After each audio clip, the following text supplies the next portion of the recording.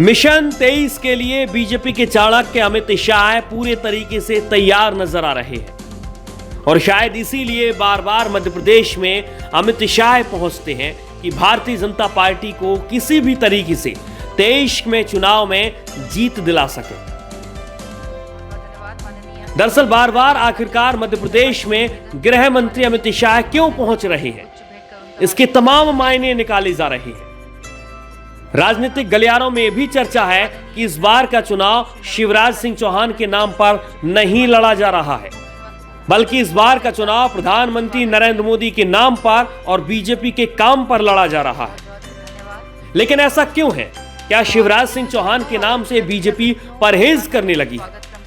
ऐसा हमें इसलिए कहना पड़ रहा है क्योंकि देश के गृह मंत्री अमित शाह मध्य प्रदेश की धरती पर पहुंचते हैं और यहां 20 साल की बीजेपी सरकार का एक रिपोर्ट कार्ड पेश करते हैं।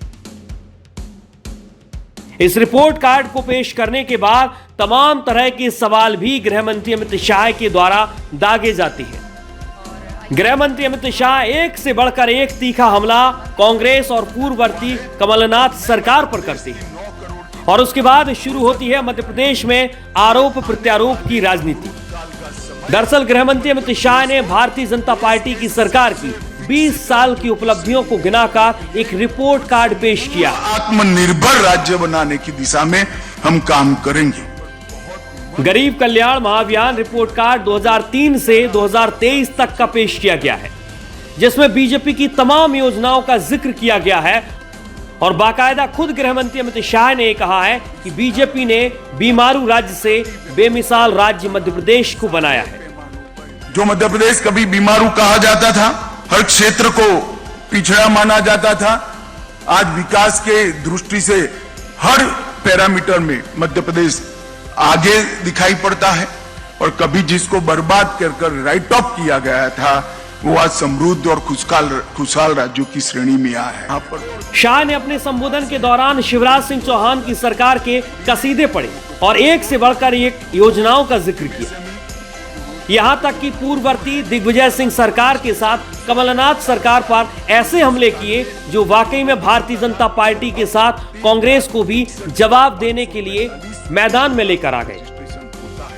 रिपोर्ट कार्ड तो बीजेपी ने पेश किया, लेकिन मैदान में कांग्रेस भी आ गई और आरोप जिस तरीके से कांग्रेस ने लगाने शुरू किए, उसके बाद यही कहा जा रहा है कि इस बार का चुनाव सिर्फ और सिर्फ शिवराज सिंह चौहान नहीं बल्कि भारतीय जनता पार्टी का दिल्ली दरबार भी लड़ रहा है। कांग्रेस तमाम आरोप भारतीय जनता पार्टी ही नहीं बल्कि खुद मुख्यमंत्री शिवराज सिंह चौहान पर भी लगा रही है। कांग्रेस का यह मानना है कि शिवराज सिंह चौहान एक फेल स्टूडेंट की तरह है और इसीलिए बार बार देश के गृह मंत्री अमित शाह भोपाल आते हैं और रिपोर्ट कार्ड जो शिवराज सरकार का था उसे गृह मंत्री अमित शाह पेश करते हैं। यह आरोप कांग्रेस का क्या कह रहा है? क्या यह आरोप कांग्रेस का यह कह रहा है कि इस बार की लड़ाई आर पार की है और मुकाबला सीधे बीजेपी और कांग्रेस के बीच में है? हो कुछ भी, लेकिन ये चुनाव सिर्फ और सिर्फ शिवराज सिंह चौहान बनाम कमलनाथ नहीं हो रहा है, बल्कि ये चुनाव शिवराज सिंह चौहान के साथ प्रधानमंत्री नरेंद्र मोदी और समूची कांग्रेस के बीच हो रहा है। गृह मंत्री अमित शाह ने जब report card Bharatiya Janata party की सरकार का पेश किया तो उन्होंने सरकार की तमाम योजनाओं का जिक्र किया। उन्होंने यहां तक कहा कि 20 सालों में बीमारू से बेमिसाल राज्य हमने बनाया, बंटाढार से बुलंदियों पर इस राज्य को पहुंचाया, पिछड़े से अग्रणी बनाया, समृद्ध और खुशहाल राज्य भी बनाया। केंद्रीय गृह मंत्री अमित शाह ने अमृतकाल में मध्य प्रदेश देश का अग्रणी राज्य बनेगा यह भी दावा किया है। इसके अलावा उमा भारती से लेकर बाबूलाल गौर और शिवराज सिंह चौहान के तमाम राज्य की योजनाओं का जिक्र किया है और ये कहा है कि जितना 20 साल में विकास हुआ है उतना कांग्रेस और पूर्ववर्ती सरकारों के राज में कभी नहीं हुआ। शाह ने डबल इंजन सरकार का भी जिक्र किया और ये साफ कहा कि मोदी सरकार की योजनाओं का भी लाभ सूबे को मिला है। अमित शाह ने भी कहा कि 2014 में सत्ता में आने के बाद प्रधानमंत्री मोदी जी की सरकार ने 60 करोड़ गरीबों का जीवन स्तर ऊपर उठाया। 14 करोड़ लोग गरीबी की सीमा रेखा से बाहर हो गए। इसके अलावा पूर्ववर्ती कमलनाथ सरकार को उन्होंने बंटाढार सरकार भी बताया और कमलनाथ पर भी एक से बढ़कर एक तीखे हमले बोले।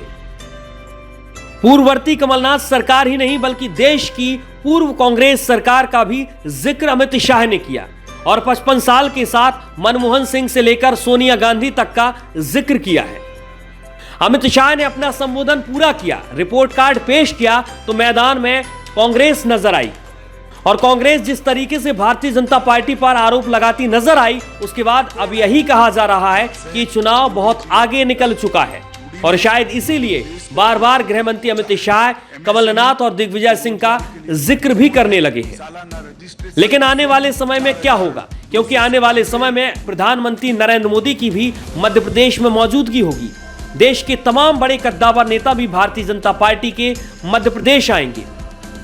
लेकिन अब देखना होगा कि दिग्विजय, कमलनाथ और समूची कांग्रेस को मोदी दरबार किस तरीके से चुनौती दे पाता है, क्योंकि अभी तो शुरुआत है, 2.5 महीने बाद चुनाव होने हैं और अभी पैतरे बाकी है।